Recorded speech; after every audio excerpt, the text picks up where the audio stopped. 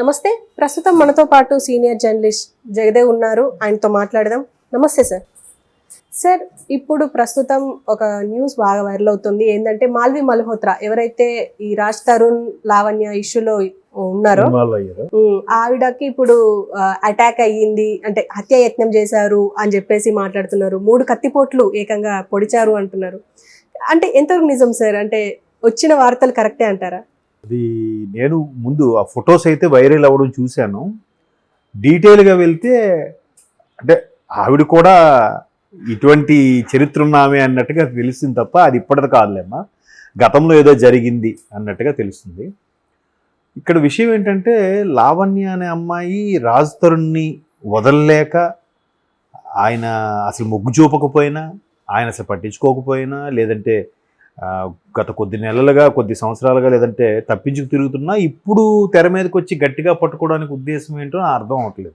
First thing, దీని మీద రకరకాల అనుమానాలు వస్తున్నాయి. మరోవైపు ఆమె కేసు పెట్టడము మాల్వి మల్హోత్రా వల్ల తను నాకు దూరం అవుతున్నాడు, రాజ్ తరుణ్ నన్ను డ్రగ్స్ విషయంలో ఇరికించాడు, రాజ్ తరుణ్ నన్ను కలిసి బతికాము, పెళ్లి కూడా చేసుకున్నాము, నాకు గర్భం అయితే తనే గార్డియన్ సైన్ కూడా చేశాడు, దానికి సంబంధించిన సాక్ష్యాలు అవన్నీ ఉండడం మొత్తం మీద పోలీసులు కూడా కేసు నమోదు చేసినట్టున్నారు. తర్వాత A1 రాజ్ తరుణ్ గాను A2గా ఆమెను కూడా పెట్టినట్టున్నారు. బట్ ఈమె వాంగ్మూలం బట్టి ఆమెను A2గా పెట్టేస్తారు అంటే అంత ఈజీగా పెట్టరుగా. A2గా పెట్టారంటే ఖచ్చితంగా ఆమెకు రిలేటెడ్గా ఉండేవి కూడా ఏవో ఉండుంటాయి నేను అనుకోవడం.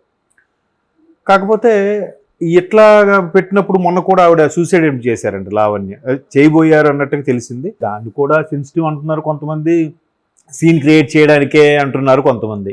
అంటే అట్లాంటివి చాలా చూశాక ఏది నిజమో ఏది అబద్ధమో మనం చెప్పలేని పరిస్థితి.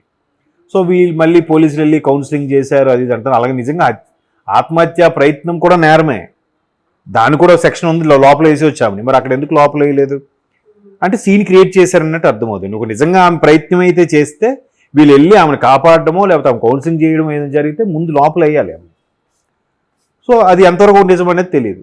సో ఇట్లా జరుగుతుంటే అసలు మాల్వి మల్హోత్రా ఎందుకు లాగుతున్నారు, ఆమెని ఎందుకు పదే పదే గుచ్చి చెప్తోంది అని ఒకసారి మూలాల్లోకి వెళ్తే ఆమె కూడా గతంలో ఒక ఎవరో అసిస్టెంట్ ప్రొడ్యూసర్ను ఎవరినో పట్టుకొని వాడితో కలిసి తిరగడమో లేదంటే చనువుగా ఉండడమో, లేదా చనువుగా ఉండడం వల్ల వాడు వేరే సదరు అసిస్టెంట్ ప్రొడ్యూసరు ఆ విధంగా అనుకొని ఈమె వెంటపడ్డాడో, లేదంటే ఈమె జస్ట్ సినిమాలో ఇవన్నీ ఇండస్ట్రీలో ఇవన్నీ క్యాజువల్గా ఉంటాయి, కామన్గా ఉంటాయని చెప్పి ఈమె సరదాగా టైంపాస్ చేసి వదిలేసిందో, లేదా ఆయన ఈమె మీద ఆశలు పెట్టుకున్నాడో తెలియదు. కానీ మొత్తం మీద అట్లా జరిగింది. అయితే ఆ సదరు వ్యక్తి ఈమె ఒప్పుకోకపోవడంతో కత్తిపోట్లు కూడా పొడిచాడు 3 దగ్గరలో. తర్వాత ఆమె శస్త్రచికిత్స కూడా చేయించుకుంది, హాస్పిటల్లో 1 వారం రోజులు ఉంది అన్నట్టుగా ఉంది. అదే ఇది ఎప్పుడు జరిగిందిరా అని అంటే మూలాల్లోకి వెళ్ళి పోలీసులు ఇన్వెస్టిగేట్ చేస్తే 2020లో ముంబైలో ఒకసారి ఇన్సిడెంట్ జరిగింది అన్నట్టుగా చెప్తున్నారు. చెప్పలేము, ఎందుకంటే ఇవాళ రేపు ఎలా ఉన్నారంటే అమ్మాయిల మీద యాసిడ్ దాడులు ఇవన్నీ జరుగుతున్నాయి కదమ్మా. సో ఈ అమ్మాయి సరదాగా కలిసి తిరిగినా వాడు ఇంకోలా అనుకున్నాడేమో, లేదో ఈ అమ్మాయి వాడిని వాడుకుని వదిలేద్దామని ఈ అమ్మాయి అనుకుందో, ఎవరి వెర్షన్ కరెక్ట్ అని మనకు తెలియదు కదా. సో అటువంటి నేపథ్యంలో మరి ఆయన బాగా సెన్సిటివ్ అయ్యాడో లేదా బాగా పర్సనల్గా తీసుకున్నాడో ఈ అమ్మాయిని హతమార్చాలనుకున్నాడు. తర్వాత ఆయన మీద కూడా కేసు అయ్యి ఉంటుంది.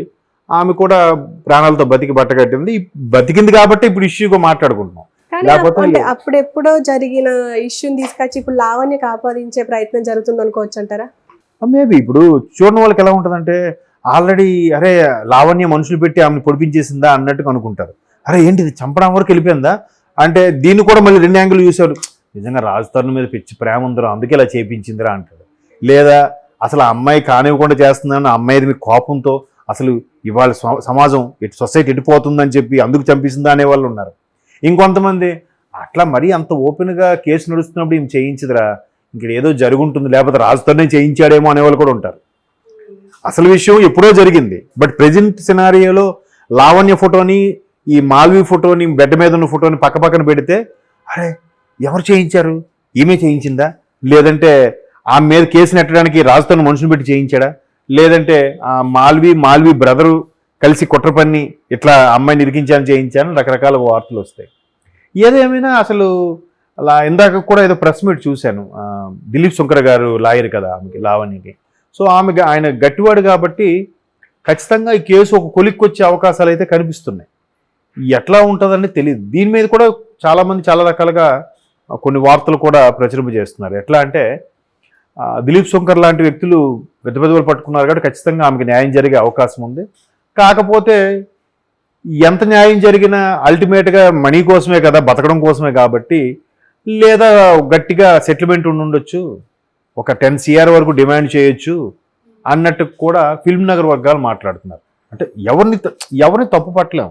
ఇప్పుడు ఈయన కెరీర్ ప్రకారం చూస్తే, లేదా ఆమె గతంలో కూడా కెరీర్ బదనాం చేస్తుందనే ఉద్దేశంలో కానీ, లేదంటే గతంలో ఆమెకి ఎవరితో ఎఫ్ఐఆర్ ఉంది, ఆయన కూడా పెళ్లి చేసుకోవాలని చెప్పి ఒక ఎఫ్ఐఆర్ నమోదు చేసింది, ఆ ఎఫ్ఐఆర్ కాపీ కూడా నా దగ్గర ఉందని రాజ్ తరుణ్ చెప్పారన్నట్టుగా మనం వార్తలు చూసాం.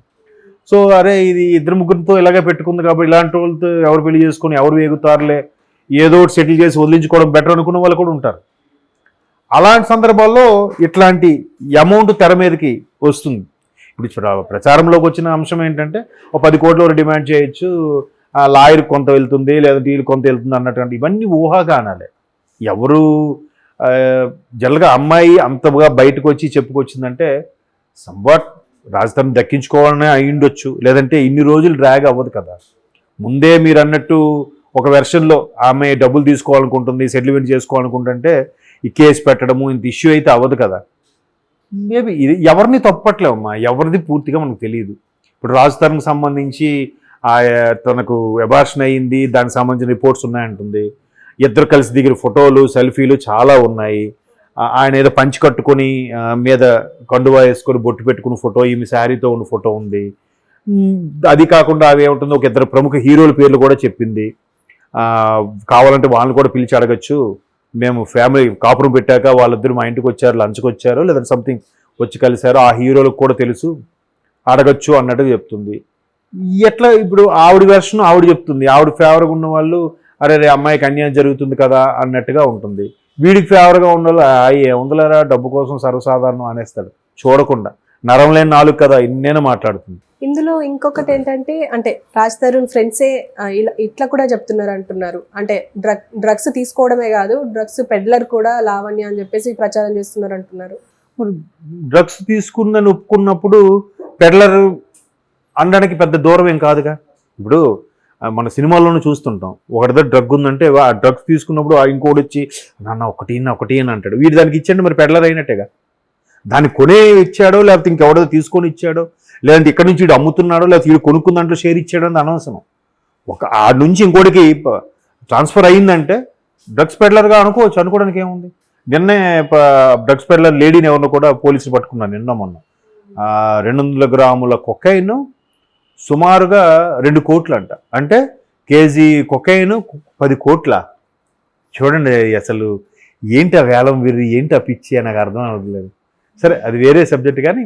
సో అట్లాగా ఈ పెడ్లర్ అనడానికి కూడా పెద్ద డ్రగ్స్ తీసుకుందని ఆమె ఒప్పుకుంది. ఆమె కేసు నా మీద పడింది, ఒక 40 రోజులు 43 రోజులు జైల్లో ఉందని చెప్పింది. ఆ కేసులో ఉన్నప్పుడు డ్రగ్స్ పెడ్లర్ అనిపించుకోవడానికి ఎంతసేపు చెప్పండి. ఇప్పుడు కొంతమంది చాలా విషయాల్లో ఒక ఫలానా రాబరీలో వాడు దొరికిపోయాడు అని అంటారు. ఆ రాబరీలో ఎవరో చచ్చిపోయారు అనుకోండి, ఆ చంపింది వీడియోని కూడా ఇష్యూ అవుతుంది కదా. ఈ రాబరీ కాడు అడ్డుపడ్డాడు కాబట్టి చంపేసి ఉంటాడు రా అంటారు, సింపుల్. రాబరీకి చంపడానికి పెద్ద డిస్టెన్స్ ఏం లేదు. ఆ రాబరీకి వెళ్ళినప్పుడు అక్కడ ఉన్న సెక్యూరిటీ గార్డ్ని వీళ్ళే చంపేసి అంటారు, చంపపోతే అంత ఈజీగా రాబరీ చేయలేరు కదా అనే లాజిక్ మీద మాట్లాడితే, డ్రగ్స్ తీసుకున్నా కూడా డ్రగ్స్ పెడ్లర్ పెద్ద తేడా ఏముంది చెప్పండి.